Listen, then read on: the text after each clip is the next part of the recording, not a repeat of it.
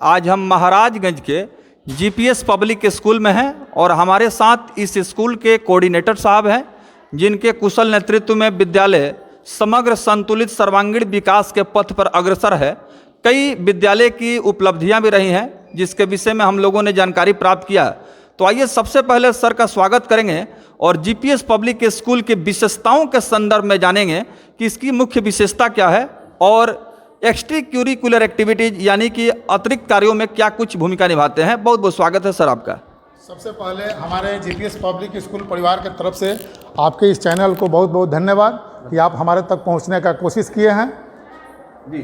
धन्यवाद। सर क्या क्या विशेषताएं हैं इस स्कूल की? हमारे यहाँ विशेषताएं सर यही है कि इस ग्रामीण क्षेत्र में जो इस विद्यालय का जो परिसीमन आप देख रहे होंगे, जो आपको दिखाई दिया होगा, इसका इंफ्रास्ट्रक्चर और जो यहाँ शिक्षक जो हैं वो बच्चे लोगों के सर्वांगीण विकास के लिए जो उन्होंने अपनी भूमिका निभाई है वो सराहनीय रहा है। हम देखे हैं और इस विषय में अगर आपके तरफ से कहीं कोई बात अगर हो तो मुझे बताया जाए, मैं उस चीज़ को डिफाइन करना चाहता हूँ। जी सर, यहाँ पर और भी बहुत सारा विद्यालय है, लेकिन अन्य विद्यालयों से अलग हट करके आपका मैंने मैनेजमेंट देखा।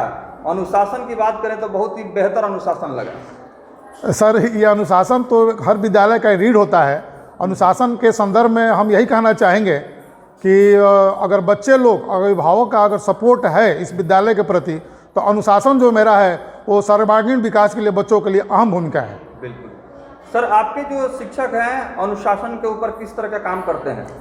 निश्चित रूप से जो विद्यालय का जो बनाया गया है, जो प्रोग्राम, जो इसके अनुशासन के अनुरूप जो काम करने का जो व्यवस्था बनाई गई है, उसको उन्होंने अक्षरशः पालन करता है लोग, और इसी का कारण जो है बच्चे लोगों में भी अनुशासन आपको देखने को मिला होगा। बिल्कुल। जो डायरेक्टर साहब हैं सर, उनकी क्या कोशिश होती है इस स्कूल के विकास को लेकर के? डायरेक्टर साहब तो पूर्ण रूप से न्यौछावर कर दिए हैं अपने आप को कि यहाँ इस विद्यालय को, इस ग्रामीण क्षेत्र में इस विद्यालय को चाहे जो जैसे भी जिस परिस्थिति में हो, हमको इस चलाना है और गरीब से गरीब बच्चों का यहाँ विकास हो सके। हम उसको निःशुल्क शिक्षा भी देने की स्थिति में हम अपने आप को कारगर रखते हैं और महसूस भी करते हैं। जी सर, इस स्कूल का जो बुनियाद रखा गया तो क्या उद्देश्य रहा, कैसे इस क्षेत्र में आना हुआ डायरेक्टर साहब का? ऐसा है कि हम लोगों ने जब आपस में जब बातचीत किया तो हमने समझे कि यहाँ शिक्षा का जो है अभाव है, और ऐसे ग्रामीण क्षेत्र में हम लोग अपने आप को शिक्षा के क्षेत्र में बढ़ावा देने के लिए हर तरह से प्रयास करते हुए हम लोगों ने इस पर काम किया है और काम हम कर रहे हैं। जी। अभी सर आपकी स्कूल में जो वाहन फैसिलिटीज है, कितने किलोमीटर का एरिया कवर कर पा रहे हैं आप लोग? लगभग 15 किलोमीटर के एरिया तक हम कवर कर पा रहे हैं अपने विद्यालय की तरफ से वाहन के रूप में। जी, क्योंकि ये स्कूल जो है कोविड-19 के समय सर शुरू हुआ था और बहुत सारा स्कूल कोविड-19 की वजह से बंद भी हो गया, लेकिन आपके जो डायरेक्टर साहब हैं वो कभी भी ऐसा महसूस होने नहीं दिए, वो लगातार लगे रहे। ये तो साबित करता है कि शिक्षा के प्रति कितना लगाव है कि हम कोविड काल में भी अपने विद्यालय को स्थिर रखे हैं। अपने जितने भी शिक्षकगण हैं उनका सहयोग हम लोगों को मिलता रहा है और हम लोग उसमें कामयाब रहे हैं।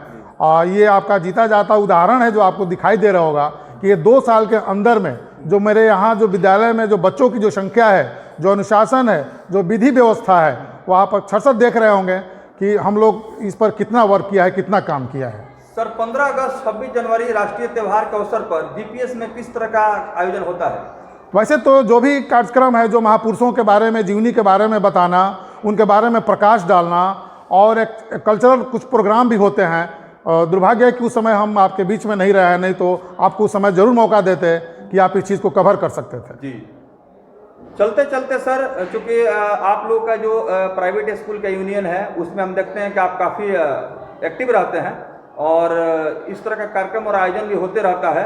क्या कुछ कहेंगे अपने मित्र साथियों से जो स्कूल के संचालक हैं? हम यही चाहेंगे कि उन लोग का भी सहयोग मुझे मिलता रहे और हम उन लोग को अपने स्तर से जो भी सहयोग हो हम उनको देते रहें, और हम लोग एक बिहार के अंदर एक ऐसे रूप में उभरें कि जो लोग समझते होंगे कि प्राइवेट विद्यालय एक शोषण संस्थान है, शोषण करने का एक जगह है, वह ये इस मोनोपोली को ख़त्म कर दें। हम सभी विद्यालयों से यही आग्रह करते हैं और ऐसी हमारी सोच है। जी। आपके सर विद्यालय में जो भी शिक्षक हैं और शिक्षकों की योग्यता की बात करें तो आप उनका चयन कैसे आप लोग करते हैं? निश्चित रूप से हमारे यहाँ चयन का एक पैनल बनाया गया है। उस पैनल के द्वारा ग्रेजुएशन लेवल के ऊपर ही शिक्षक रहते हैं, और जो ट्रेन टीचर हैं उन्हीं लोगों को हम अडॉप्ट करते हैं और रखते हैं अपने यहाँ। अनट्रेन टीचर हमारे यहाँ नहीं है। बिल्कुल। तो आप देख सकते हैं जीपीएस पब्लिक स्कूल के जो कोऑर्डिनेटर साहब हैं, उन्होंने बहुत सारी जानकारियाँ दी हैं और डायरेक्टर साहब के प्रति इन्होंने आभार व्यक्त किया है कि उनके कुशल प्रयास से इस तरह का संस्था यहाँ कायम हुआ।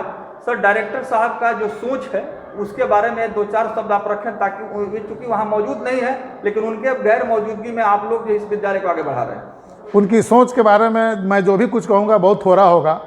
उनका बहुत ज़्यादा ही योगदान है इस विद्यालय को, शिक्षा को आगे बढ़ाने के लिए, और वो अपने स्तर से मुझे निश्चित रूप से काफ़ी उन्होंने प्रोत्साहित किया है कि सर इसमें कोई संकोच नहीं कीजिएगा कि हमको शिक्षा में कहाँ रुकावट आ रही है, हम हर तरह से आपके साथ हैं और हमारा साथ आपको मिलता रहेगा। आप पीछे मुड़ के नहीं देखिएगा, सिर्फ आगे देखिएगा। हम उनके लिए कृत संकल्पित हैं और उनको बहुत बहुत धन्यवाद देते हैं। नर्सरी टू यूकेजी तक के लिए अच्छी क्वालिटी का, सबसे चीप पैसे में, सबसे सस्ता में जो बुक उपलब्ध होता है, क्वालिटी जिसके बीच में रहा हो, वैसे हम लोग बुक प्रोवाइड कराते हैं। और 1 to 8 तक के लिए हम लोग NCERT की बुक हमने लागू किया अपने विद्यालय में, जो कि CBSE बोर्ड से प्रोवाइड है। तो वैसे ही हम लोग बुक को चलाते हैं अपने विद्यालय में। सर, आप कभी सोचे थे कि आप इस ग्रामीण क्षेत्र में इस तरह का व्यवस्था कायम करेंगे और शिक्षा के क्षेत्र में इतना बड़ा योगदान देंगे? सोचे जरूर थे, लेकिन इतना ज़्यादा हमको इसमें प्रोत्साहन मिलेगा, इतना ज़्यादा हमको आगे बढ़ने का मौका मिलेगा, इतना हम नहीं सोचे थे जितना हमको प्राप्त हो रहा है। बिल्कुल। जब पहली बार इस जीपीएस स्कूल से सर आप जुड़े तो कैसा आपको लगा कि हम लोग इस ग्रामीण क्षेत्र में हम लोग विकास कर पाएंगे कि नहीं कर पाएंगे, हमारी व्यवस्था चल पाएगी कि नहीं पाएगी। लेकिन हम लोग इतना नीचे से आए हैं और इतना ईमानदारी से इस चीज़ को लेकर चल रहे हैं कि हम लोगों को विकास में कहीं कोई बाधा नहीं है और हम लोग निरंतर विकास के पथ पर चलते रहेंगे।